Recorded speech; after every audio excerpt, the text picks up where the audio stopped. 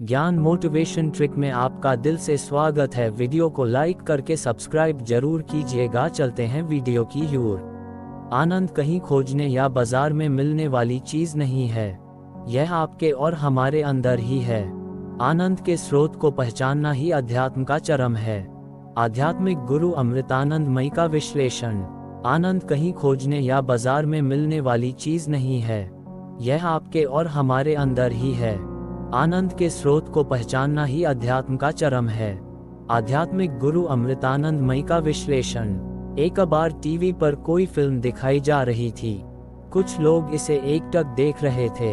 उन्हें न भूख लग रही थी और न ही प्यास। अपने आसपास के वातावरण से भी वे अनभिज्ञ हो चुके थे। फिल्म के दृश्यों को देखकर कभी उनकी आंखों में आंसू आते तो कभी खुश होकर वे तालियां पीटने लगते। खुश होने के लिए उन्हें किसी प्रकार का प्रयास नहीं करना पड़ रहा था। दरअसल आनंद कोई ऐसी चीज नहीं है जो कहीं किसी दुकान पर मिलती हो। ये तो हमारे अंदर ही होता है, जिसे बिना प्रयास के भी पाया जा सकता है। कोई भी व्यक्ति जिस दिन आनंदित रहने के स्रोत को ढूंढ लेगा, उसी दिन उसे सच्ची आध्यात्मिकता भी प्राप्त हो जाएगी। हमारे भीतर ही है सुख का स्रोत। कबीर कहते हैं, कस्तूरी कुंडल बसे मृग ढूंढे वन माही। हिरण के अंदर ही कस्तूरी होती है, लेकिन उसकी सुगंध उसे बाहर से आती प्रतीत होती है और वह उसे वन में ढूंढता फिरता है। वास्तव में आनंद किसी वस्तु में नहीं, बल्कि हमारे भीतर ही होता है। व्यक्ति या तो अपने काम में खुशी ढूंढता है या फिर रिश्तों या बाहरी चीजों में। किसी को नशे के बिना जीना असंभव लगता है तो कोई नशे से नफरत करता है। इसका सीधा मतलब है कि तनाव रहित महसूस करने के लिए ही व्यक्ति नशा करता है। तनाव से मुक्ति किसी को संगीत से तो किसी को दूसरी चीजों से मिल सकती है। किसी को पैसे संग्रह करने का भी नशा हो सकता है। इस तरह आनंद पाने के लिए व्यक्ति तरह तरह के प्रयोजन करता रहता है। दरअसल व्यक्ति अपने आप से दूर भागता रहता है। वह अपने सच को जानना ही नहीं चाहता है। स्थूल वस्तुओं से मिलने वाले आनंद को ही वह वास्तविक मान लेता है, जबकि यह अस्थायी होता है। यह आनंद नहीं, बल्कि आनंद का भ्रम होता है। कुछ समय बाद व्यक्ति इससे ऊबने लगता है। आनंद पाने के लिए हमें किसी स्थूल वस्तु पर निर्भर नहीं रहना चाहिए। सुख हो या दुख, हमें हर परिस्थिति में आनंदमग्न रहना चाहिए। हालांकि यह कहना सरल है, आजमाना बहुत मुश्किल। साधना का महत्व। एक व्यक्ति हमेशा खुश रहने का प्रयास करता, लेकिन पड़ोसी के बेटे को परीक्षा में अधिक अंक पाता देखकर अपने बेटे के लिए दुखी होने लगता। ऑफिस में किसी व्यक्ति के प्रमोशन की सिर्फ बात चलने पर ही उसके दिल में खलबली सी मच जाती। जीवन के बारे में ऐसे बात कर रहे हैं जैसे आपके लिए ये कोई बाहरी चीज हो। आप खुद ही जीवन हैं, पर आपको चारों ओर से आपकी सोच और भावनाओं ने, आपके विचारों ने, आपकी विचारधाराओं और दार्शनिक बातों ने और आपके धर्मों और पूर्वाग्रहों ने ऐसे घेर रखा है कि उन सब ने आपके जीवन की प्रक्रिया को पूरी तरह अपने वश में कर लिया है। आजकल अधिकतर लोग जब मेरा जीवन ऐसा कहते हैं तो आपको समझना चाहिए कि वे नौकरी, कारोबार, परिवार, कार, संपत्ति, पार्टी आदि की बात कर रहे हैं। वे उस जीवन के बारे में बात नहीं कर रहे जो वे खुद हैं। इन सब सामानों का मतलब उनकी जरूरत सिर्फ इसलिए है कि आप ही जीवन हैं और अभी जीवित हैं। चूंकि आप जीवित हैं, बस इसीलिए आपकी नौकरी, कार, आपका घर, आपके संबंध, इन सब का कुछ मतलब है, इनकी कुछ जरूरत है।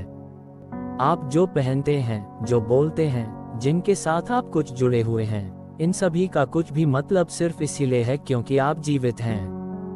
सबसे मूल चीज ये है कि आप जीवन हैं, पर अभी तो आपका मनोवैज्ञानिक नाटक आपके जीवन की प्रक्रिया से बड़ा हो गया है।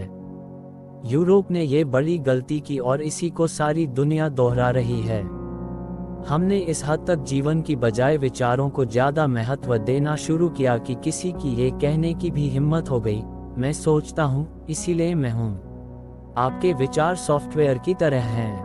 आपने जो डेटा अंदर लिया है, उसी के हिसाब से आपके विचार होते हैं। जो इस सॉफ्टवेयर को लेकर चलता है, वही जीवन आप हैं। आप इस सॉफ्टवेयर के उत्पाद नहीं हैं। पर आज आपके विचार बाकी सब चीजों से बड़े हो गए हैं, तो इसीलिए आप पूछ रहे हैं जीवन क्या है। मैं आपको याद दिला रहा हूं कि आप ही जीवन हैं। मुझे जीवन के बारे में पूछने की आपको ज़रूरत क्या है? आप अगर ये पूछना चाहें कि भारत में मौसम कौन सा है तो हम इसकी चर्चा कर सकते हैं। ये चर्चा ठीक होगी, पर आप पूछ रहे हैं जीवन का मतलब क्या है, जबकि आप खुद जीवन हैं। तो मुझे आपको एक कहानी सुनानी पड़ेगी। मैं इसे कहानी इसलिए कह रहा हूँ क्योंकि मैं जो कह रहा हूँ वह अगर आपके अनुभव में नहीं है तो जहाँ तक आपका सवाल है ये एक कहानी ही होगी। अगर आपको कहानी पसंद आती है तो आप उस पर यकीन कर लेंगे और अगर पसंद ना आए तो यकीन नहीं करेंगे। पर अगर आप यकीन कर लेते हैं तो क्या ये वास्तविक हो जाएगी, और अगर आप यकीन न करें तो भी क्या ये वास्तविक हो जाएगी। दोनों ही तरफ से आपको सत्य का पता नहीं चलेगा। ऐसा क्यों है कि आप सीधे सीधे ये मान नहीं लेते मैं जो जानता हूँ वो जानता हूँ और जो नहीं जानता वो नहीं जानता। हम जो कुछ नहीं जानते उसे छुपाना चाहते हैं क्योंकि मैं नहीं जानता का जो जबरदस्त स्वभाव है उसको हम समझ ही नहीं पाए हैं। आप अगर जागरूक होकर आनंद के साथ ये मान लें मैं ये नहीं जानता तो जानना ज्यादा दूर नहीं रह जाएगा। मनुष्य की बुद्धिमत्ता का मूल स्वभाव ये है कि आप मैं नहीं जानता के साथ नहीं रह सकते। जानने की इच्छा रखने और जानने का प्रयास करने की भावना आपके साथ हमेशा बनी रहेगी। आप देखेंगे कि आपकी बुद्धिमत्ता वो सब जानने का रास्ता ढूंढ लेगी जो आप जान सकते हैं। तो फिर मैं नहीं जानता ये मान लेने में समस्या क्या है? कारण बस यही है कि आप ऐसे समाज में रहते हैं जहां ज्ञान को, जानकारी को बहुत सम्मान मिलता है, पर जिज्ञासा करने को, जानने को नहीं। ज्ञान बस कुछ इकट्ठा की गई जानकारियां हैं और अधिकतर सिर्फ वे जिन्हें आपने मान लिया है, जिनके बारे में आपने कुछ निष्कर्ष निकाल लिए हैं। यहाँ तक कि तथाकथित विज्ञान भी हर 2 साल में अपनी राय बदलता रहता है। इसका कारण यही है कि आप बस एक निष्कर्ष से दूसरे निष्कर्ष की ओर चल रहे हैं। धार्मिक लोग बस एक चीज पकड़ कर बैठे रहते हैं और वैज्ञानिक एक निष्कर्ष से दूसरे निष्कर्ष की ओर चलते रहते हैं, जो थोड़ा बहुत क्रमिक विकास जैसा लगता है और कुछ हद तक है भी। मूल रूप से हर एक चीज के बारे में निष्कर्ष निकाल लेने की आखिर इतनी बड़ी जरूरत क्या है? आप जब पूछते हैं जीवन का मतलब क्या है तो आप तय कर लेना चाहते हैं कि आखिर जीवन है क्या। जीवन की आखिरी बात जो आपके जीवन का आखिरी दृश्य है वो तो मेरे और आपके दोनों के लिए एक समान ही है। जैसे ही आप कोई आखिरी फैसला लेना, निष्कर्ष निकलना चाहते हैं तो एक तरह से अनजाने में ही सही आप मृत्यु ही चाहते हैं। बचपन से अब तक यही सब है जो आपके साथ हुआ है। जब आपके पास कोई फैसले नहीं थे तब आप हर एक चीज को बहुत ही आश्चर्य और भागीदारी के साथ देखते थे, पर आज आपने निर्णय कर लिए हैं, अरे वो पेड़ है, ये तितली है, ये यह है, ये वो है।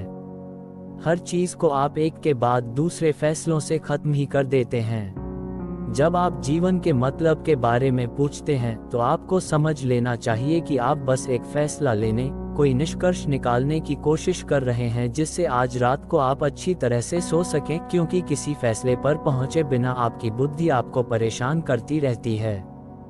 अगर आप ये जानते हो कि आनंद के साथ दुविधा में कैसे रहें तो ये बहुत अच्छा होगा, क्योंकि आपकी बुद्धि सक्रिय रहेगी। जैसे ही आप किसी फैसले पर पहुंच जाते हैं, जैसे ही आप यकीन कर लेते हैं, आपकी बुद्धि सो जाएगी। पर जब आप जानते नहीं हैं तो आप हर चीज को पूरी भागीदारी के साथ पूरी तरह शामिल होकर देखेंगे, जांचेंगे। क्या ये महत्वपूर्ण नहीं है कि आप जीवन में पूरी तरह से शामिल हों? जो भोजन आप ले रहे हैं उसके साथ अगर आप पूरी तरह से शामिल नहीं हैं तो क्या आपको ये पता लगेगा कि वास्तव में ये भोजन क्या है? अधिकतर लोगों की भोजन में भागीदारी बस पहले कौर तक ही रहती है, उसके बाद उनका ध्यान भोजन पर नहीं रहता। वे बिना किसी चीज का स्वाद लिए उसे बस निगलते रहते हैं। तो सिर्फ शुरुआती बचपन के दिनों में ही अधिकतर लोग जीवन का अनुभव करते हैं। उसके बाद हर चीज के लिए उनके पास बस स्पष्टीकरण, जवाब और फैसले होते हैं। जितने ज्यादा आप फैसले लेंगे, निष्कर्ष निकालेंगे, उतना ही आपका अनुभव कम होगा। हम सब कुछ जानते हैं पर किसी चीज का अनुभव नहीं लेते। मतलब जानना ये सिर्फ आपके मनोवैज्ञानिक ढांचे के लिए ही जरूरी है। आपका मन हर चीज का मतलब जानना चाहता है। जीवन का स्वभाव ऐसा है कि अगर आप यहाँ लाखों साल भी रहें तो भी ये आपको उत्साहित रखेगा और तब भी आप इसमें शामिल हो सकते हैं।